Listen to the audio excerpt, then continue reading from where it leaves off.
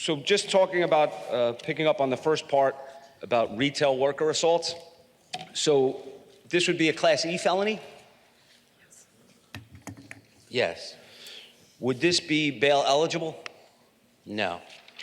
And would it, with the prior criminal justice reforms, Class E felonies require a desk appearance ticket. Would this require a desk appearance ticket if a retail employee was assaulted?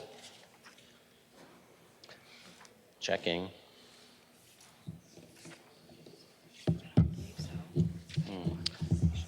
Not that I'm aware. So they would be eligible to be held for arraignment? Or would they have to be released at the precinct after being held for about 2 hours, running through the live scan system and then the online booking system processed? Would they be released from the precinct or would they go to arraignment? I'm pretty sure it could be either. Well, there was a mandatory desk appearance ticket for Class E felonies in the criminal justice reforms. So would this fall under that mandatory desk appearance there's ticket? No mandatory desk appearance ticket.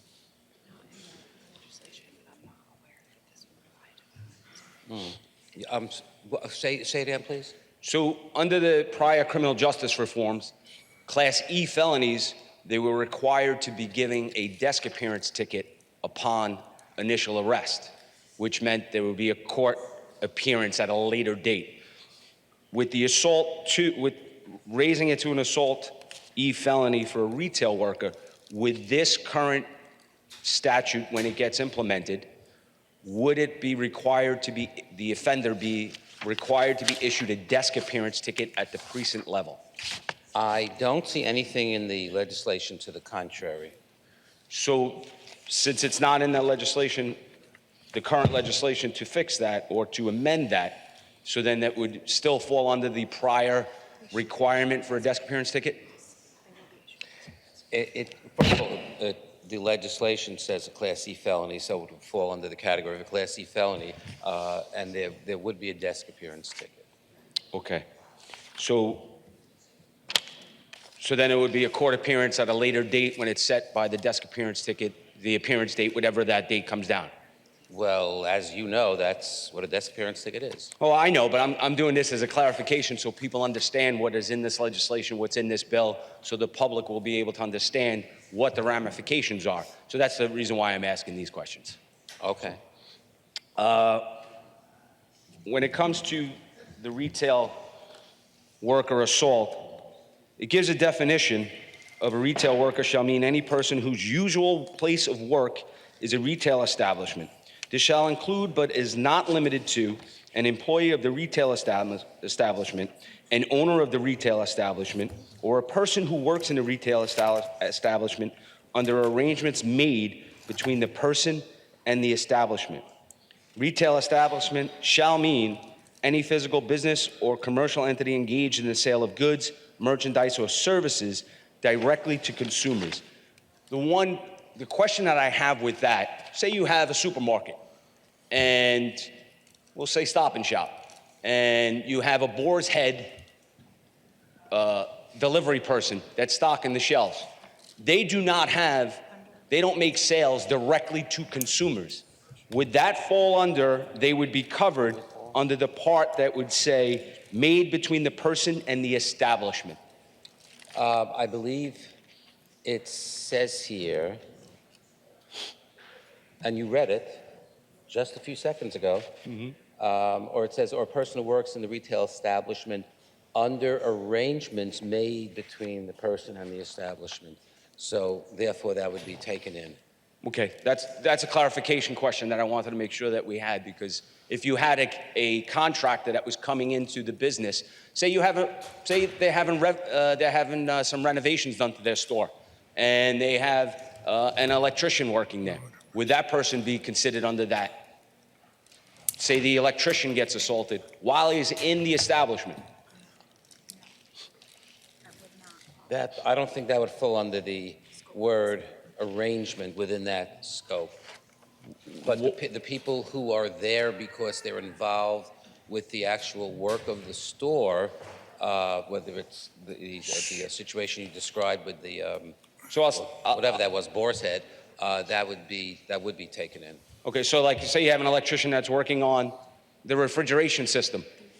Well, an electrician, unlike the boar's head person, could be anything. It could be in a retail establishment, it could be in somebody's apartment, it could be here. So that's a little bit different.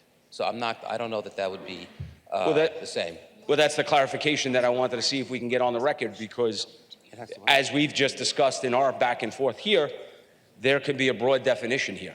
So that's why I want to make sure that we, Well, it says here, I'm looking, knew or should have known. There's no reason to anticipate necessarily that an electrician would be in the store. I mean, obviously an electrician can be in the store at any time, but there is every reason to anticipate that somebody who had brought the merchandise to the store would be there. okay. So one last question in that area.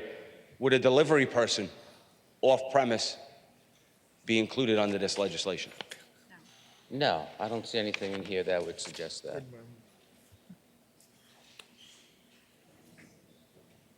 So that wouldn't cover under an arrangement with the owner, and it extends to selling to a Well, customer? I think we're talking about the store, we're not talking about a delivery person who may be miles away.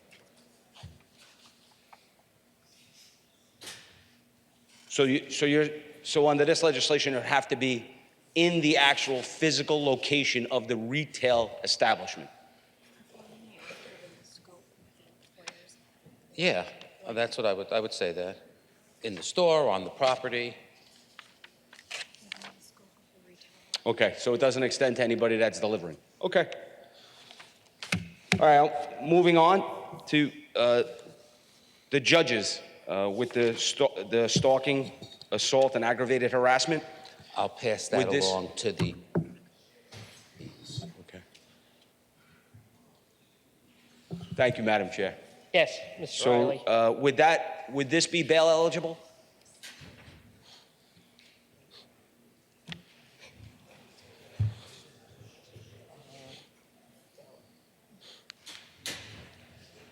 Brianna, somebody? Hold on.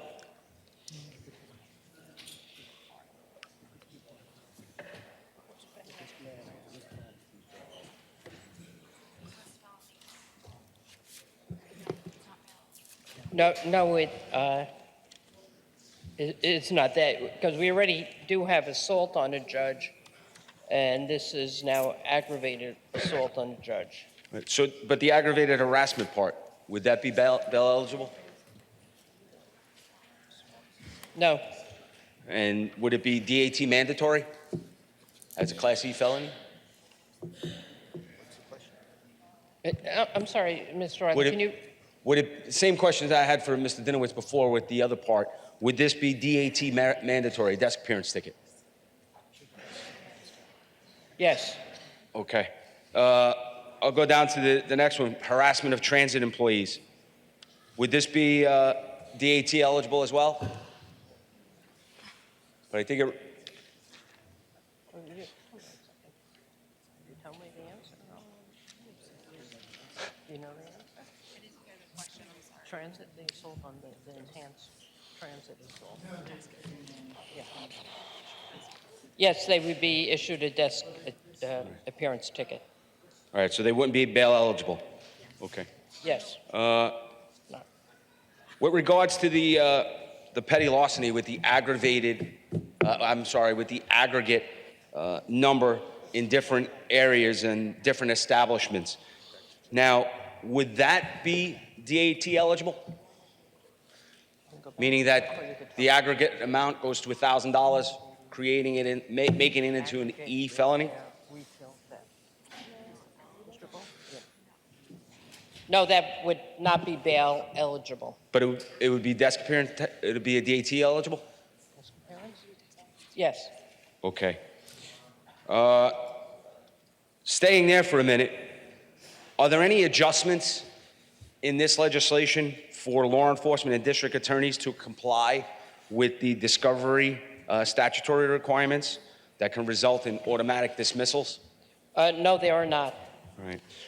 So, Madam Chair, the reason why I asked that question is with petty larceny, if we charge them with the aggregate and there is an arrest made, it starts the clock for discovery. If they get arrested for the single charge of petty larceny at one location. So once they are arrested, it now starts the clock for district attorneys and law enforcement to comply with the discovery.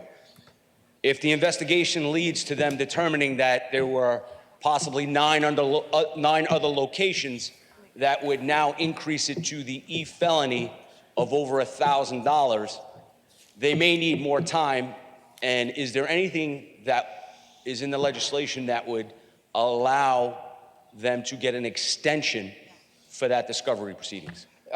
No, there is not. And aggregation is already allowed in other instances, so this is not a new concept.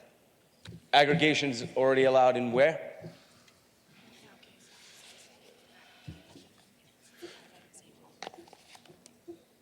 If it's the same owner. Currently, if it's the same owner, you can't aggregate.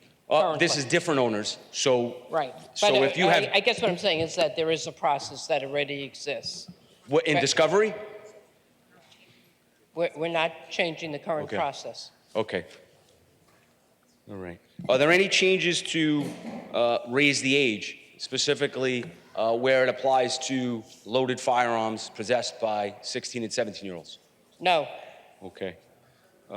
Touching on the cannabis, are there any changes that would allow police officers to take into account the odor of marijuana in vehicle stops when it comes to driving under the influence? no. Okay. All right.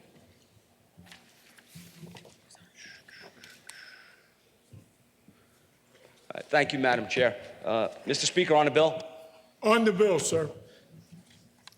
So the reason why I was asking these questions regarding DAT eligibility, desk appearance tickets, or bail eligible is that, especially when it comes to raising the petty larceny, aggregating it to 10 different incidents at 10 different locations, and it equates to over $1,000 or more, raising it to a felony. The issue becomes when the individual who may be involved in the organized retail crime gets arrested for that one incident, it now triggers the accusatory instrument, and therefore the discovery statute limitations apply.